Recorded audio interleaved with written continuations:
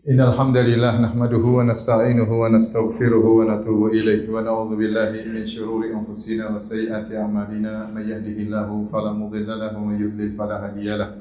Wa asyhadu an la ilaha illallah wahdahu la syarika lahu wa asyhadu anna Muhammadan 'abduhu wa rasuluhu la nabiyya ba'dah.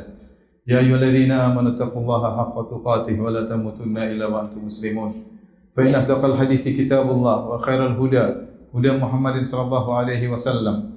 Syarrul umuri muhdatsatuha wa kullu muhdatsatin bid'ah wa kullu bid'atin dhalalah wa kullu dhalalatin finnar. Ma'asyiral muslimin, usikum wa nafsi bittaqwallah faqad fazal muttaqun. Sungguhnya surga sebagaimana penjelasan Al-Imam Ibnu Qayyim rahimahullahu taala adalah thib al-mahad, yaitu sesuatu yang baik, yang murni, yang tidak bisa masuk ke dalamnya kecuali orang-orang yang bersih pula, yang baik pula, yang tidak boleh ternajisi dengan dosa apapun. Oleh karenanya kita tahu bahwasanya dalam kehidupan ini manusia baik tetapi sering ternajisi dengan dosa-dosa. Terkadang ternajisi dengan dosa kesyirikan, terkadang ternajisi dengan dosa kebid'ahan, terkadang ternajisi dengan dosa maksiat antara dia dengan Allah Subhanahu wa taala. Terkadang dia menajiskan dirinya dengan dosa berbuat zalim kepada orang lain. Yang bisa masuk surga hanyalah orang-orang yang bersih, yang dosa-dosa mereka diampuni oleh Allah Subhanahu wa taala. Oleh karenanya Allah sebutkan tentang orang-orang baik tersebut, kata Allah Subhanahu wa taala, alladzina tatawaffahumul malaikatu thayyibina yaquluna salamun alaikum udkhulul jannata bima kuntum ta'malun. Dan orang-orang yang diwafatkan oleh para malaikat dalam kondisi thayyibin, dalam kondisi baik mereka. Maka mereka dikatakan, malaikat mengatakan kepada mereka, salamun alaikum, keselamatan atas kalian, udkhulul jannata bima kuntum ta'malun, masuklah kalian ke dalam surga karena amal saleh yang kalian lakukan. Allah juga berfirman, wasiqal ladzina ittaqaw rabbahum ilal jannati zumara hatta idza ja'uha wa futihat abwabuha wa qala lahum khazanatuha salamun alaikum tibtum fadkhuluha khalidin. Dan orang-orang yang bertakwa kepada Rabb mereka digiring menuju surga Allah Subhanahu wa taala. Lantas dibukalah pintu-pintu surga dan para penjaga surga berkata, keselamatan atas kalian, tibtum, kalian dalam kondisi baik, fadkhuluha, maka masuklah kalian dalam surga. Karenanya jika seorang ternyata ia ternajisi dengan dosa-dosa maksiat, ia tidak bisa masuk surga. Di sana ada beberapa hal yang bisa menghilangkan najis-najis tersebut dari seorang agar dia bisa masuk ke dalam surga. Di antaranya, yang pertama adalah dia bertobat kepada Allah Subhanahu wa taala. Jika seorang bertobat kepada Allah, kata Nabi SAW, at-taibu minadz-dzamb kaman la dzamba lahu. Seorang yang bertobat kepada Allah seperti tidak ada dosa baginya. Tinggal dia memenuhi persyaratan tobat. Pertama, meninggalkan dosa yang dia lakukan. Yang kedua, menyesali dosa yang dia lakukan. Yang ketiga, bertekad untuk tidak mengulanginya. Jika dia telah bertobat dengan menghadirkan tiga perkara ini, maka Allah akan menerima taubatnya dan dia pun bersih dari najis-najis dosa tersebut. Maka sungguh indah seorang yang dianugerahi oleh Allah taubat sebelum dia meninggal dunia. Maka dosa-dosa yang dia lakukan selama ini diampuni oleh Allah Subhanahu wa taala. Yang kedua di antara hal yang bisa menghilangkan najis dosanya dari tubuhnya adalah beristighfar kepada Allah Subhanahu wa taala. Hendaknya seorang senantiasa membasahi lisannya dengan istighfar. Kata Nabi SAW, tuba liman wajada fi sahifatihi istighfaran katsira. Sungguh beruntung seorang yang mendapati dalam catatan amalnya istighfar yang banyak. Karena dengan istighfar, dosa seorang diampuni oleh Allah Subhanahu wa taala. Semampu mungkin seorang untuk banyak beristighfar, dimanapun dia berada, sebisa mungkin dia beristighfar. Semakin banyak dia beristighfar, semakin dia beruntung pada hari kiamat kelak. Karena semakin banyak najis-najis dari dosa tubuhnya yang gugur di sisi Allah Subhanahu wa taala. Adapun yang ketiga di antara hal yang bisa menghilangkan kenajisan dosa-dosanya adalah melakukan al-hasanatul mahiyat. Itu banyak melakukan amal soleh. Yang amal soleh tersebut bisa menggugurkan dosa-dosanya. Kata Allah Subhanahu wa taala, "Wa aqimis salata tarafayn nahari wa zulafan minal lail, innal hasanati yudhibnas sayyi'at." Dirikanlah salat ya di pagi hari dan petang hari dan juga di sebagian dari malam hari. Innal hasanati yudhibnas sayyi'at. Sungguhnya kebaikan-kebaikan bisa menghilangkan dosa-dosa. Oleh karenanya seorang yang senantiasa salat berjamaah, ya, maka ini adalah sebab besar untuk menghilangkan dosa-dosanya. Nabi SAW juga bersabda kepada seorang sahabat, "Ittaqillaha haitsuma kunt wa atbi'is sayyi'atal hasanata tamhuha." Bertakwalah engkau kepada Allah dimanapun kau berada. Jika kau melakukan dosa, maka ikut sertakanlah dengan kebaikan, niscaya kebaikan tersebut akan menghapuskan dosamu. Maka seorang jika dia melakukan dosa, segera dia melakukan kebajikan. Semoga kebajikan yang dilakukan setelah dosa tersebut akan menghilangkan najis dosa yang baru dia lakukan. Jika seorang matanya melihat hal yang haram, melihat wanita yang tidak pantas untuk dia lihat, apakah secara langsung atau melalui layar HP-nya atau layar televisi, maka segera dia bertaubat, segera dia memandang ayat-ayat Allah, dia baca Al-Quran, buka lembaran-lembaran mushaf. Semoga apa yang dilakukan tersebut bisa menghapuskan dosa pandangannya tadi. Dan berbanyak amal soleh. Kata Nabi SAW, al-umratu ilal umrah kafaratun lima bainahuma. Umrah yang satu menuju umrah yang berikutnya menghapuskan dosa-dosa di antara keduanya. As-salawatul khams wa Ramadan ila Ramadan wal jum'ah ila jum'ah kafaratu lima bainahunna idza junibal kaba'ir. Salat 5 waktu, Ramadan satu ke Ramadan berikutnya akan menghapuskan, Jumat satu kepada Jumat berikutnya akan menghapuskan dosa-dosa di antara keduanya selama dijauhi dosa-dosa besar. Maka seorang berusaha banyak mengamalkan soleh. Jangan lupa zikir pagi petang, jangan lupa salat 5 waktu di masjid, jangan lupa salat duha, jangan lupa berbakti kepada orang tua, jangan lupa baca Al-Quran. Yang itu semua semoga bisa menghapuskan najis-najis dosa yang ada pada dirinya. Perkara yang keempat yang bisa menggugurkan dosa-dosa orang adalah musibah, penderitaan, ujian yang dia hadapi. Kata Nabi SAW, "Ma yusibul muslim min wasabin wala nasabin wala hammin wala hazanin wala ghammin wala adan wala syauka yushaquha illa kafarallahu biha khatayahu." Tidaklah menimpa seorang muslim keletihan atau sakit atau kesedihan atau kekhawatiran atau kegelisahan atau gangguan dari orang lain atau duri yang mengenai tubuhnya kecuali Allah akan menghapuskan dosa-dosanya. Kata Nabi SAW, "La tasubbil humma," janganlah engkau mencaci maki demam.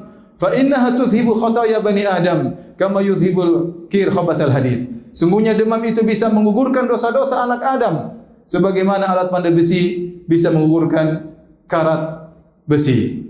Oleh karena seorang jika ditimpa dengan musibah dia bersabar. Agar musibah tersebut bisa menggugurkan dosanya, maka dia harus bersabar. Adapun jika dia tidak bersabar, maka musibah tersebut adalah hukuman baginya. Karenanya di antara hikmah Allah Subhanahu wa taala, sebagian kaum muslimin sebelum meninggal dunia diberikan sakit. Bisa jadi sakit tersebut bisa menggugurkan dosa-dosanya.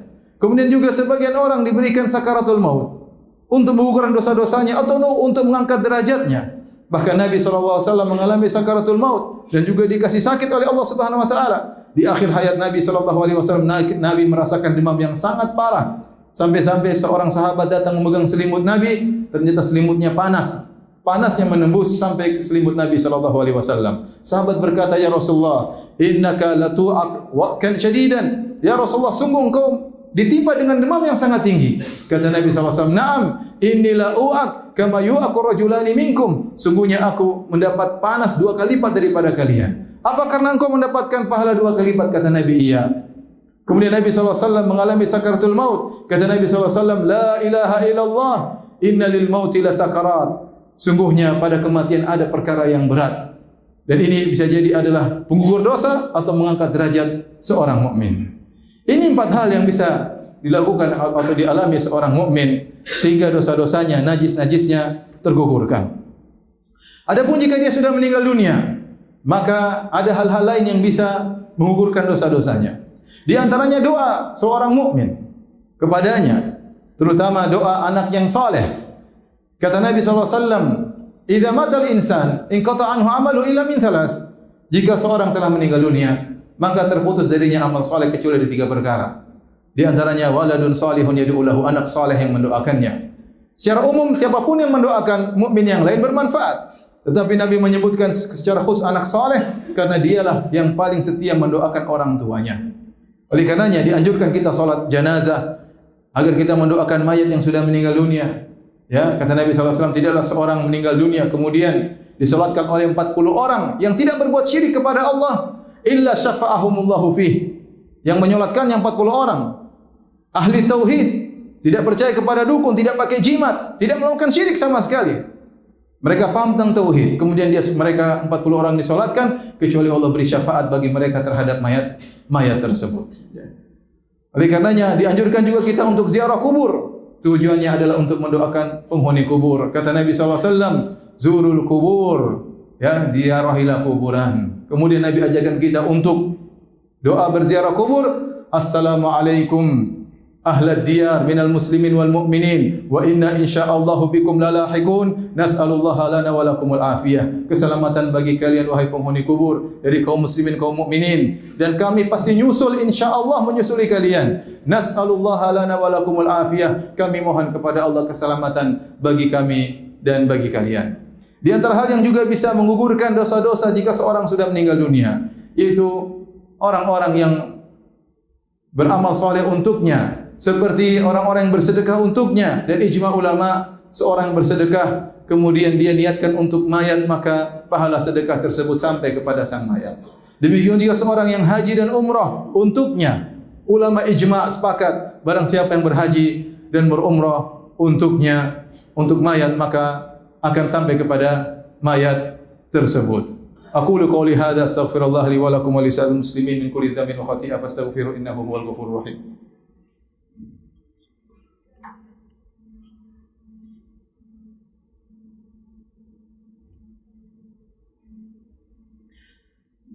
Alhamdulillahi ala ihsanihi wa syukru lahu ala taufiqihi wa amtinani. Asyhadu an la ilaha illallah wahdahu la syarika lahu ta'ziman li sya'ni wa asyhadu anna Muhammadan abduhu wa rasuluhu da'ila ridwani.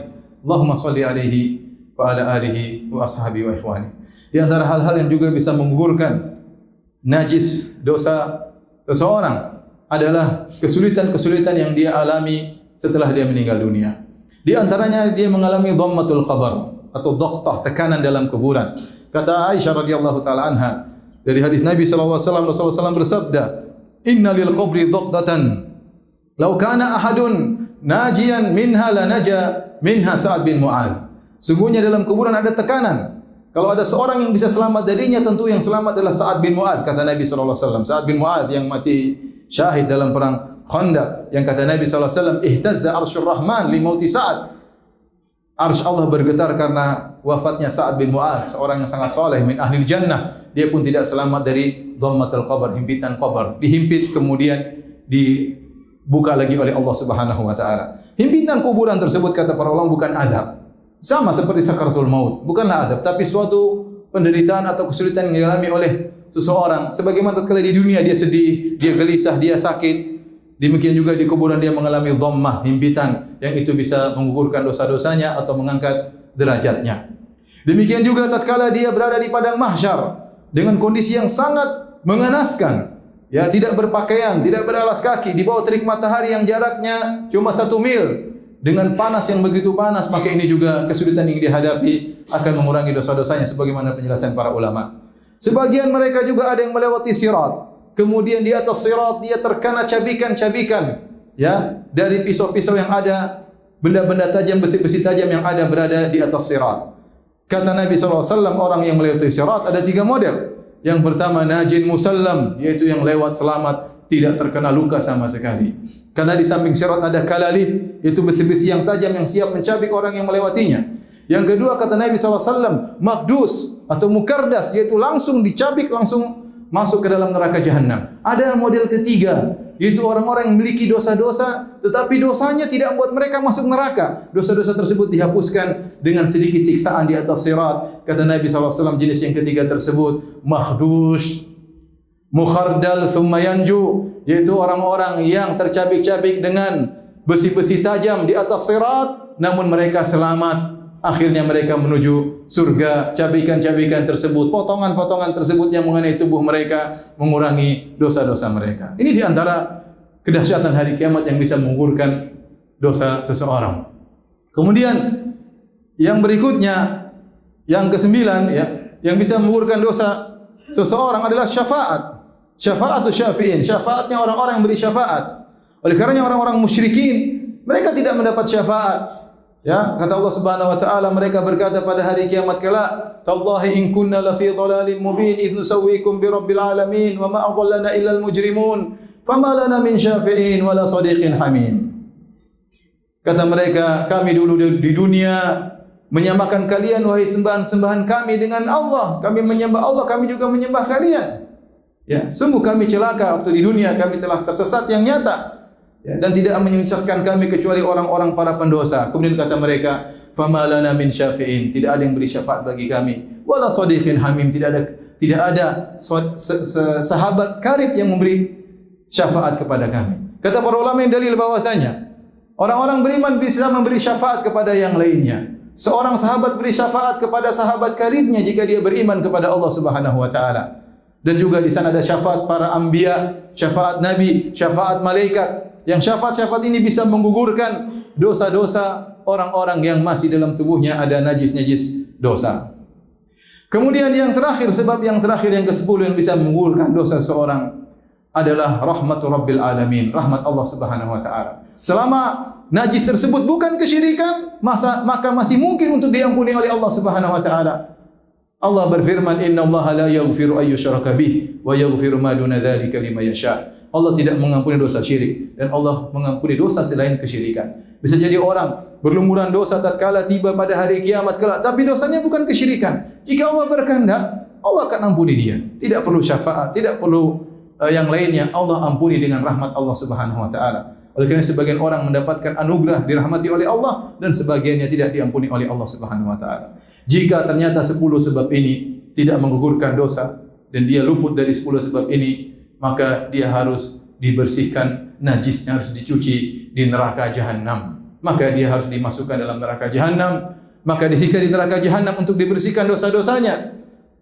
Tergantung besar dosa yang dia lakukan, tergantung kualitas dosa yang dia lakukan. Bisa jadi ada seorang disucikan atau dibersihkan di neraka jahanam hanya sekejap, kemudian dia keluar, kemudian masuk surga. Bisa jadi ada yang cuma setahun, bisa jadi ada yang 10 tahun, bisa jadi ribuan tahun. Tergantung dosa yang dia lakukan. Kemudian setelah dibersihkan di neraka jahanam, akhirnya seorang mukmin selama dia tidak melakukan dosa kesyirikan, maka dia pun akan masuk surga. Semoga Allah Subhanahu wa taala mengampuni dosa-dosa kita dan semoga Allah masukkan kita ke dalam surganya.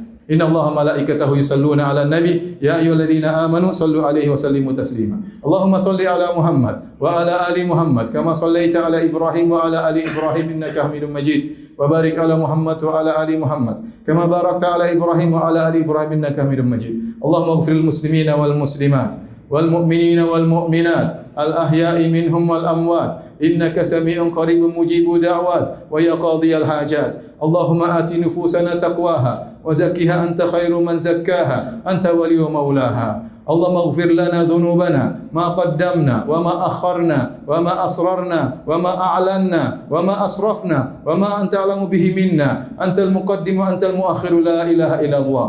La ilaha illa anta. Allahumma inna nas'aluka al-jannata wa ma qarraba ilaiha min qawlin wa amal. Allahumma inna na'udzubika minan nar. Allahumma inna na'udzubika minan nar. Allahumma inna na'udzubika minan nar. Rabbana atina fid dunya hasanah wa fil akhirati hasanah wa qina adzaban nar wa aqimus shalah.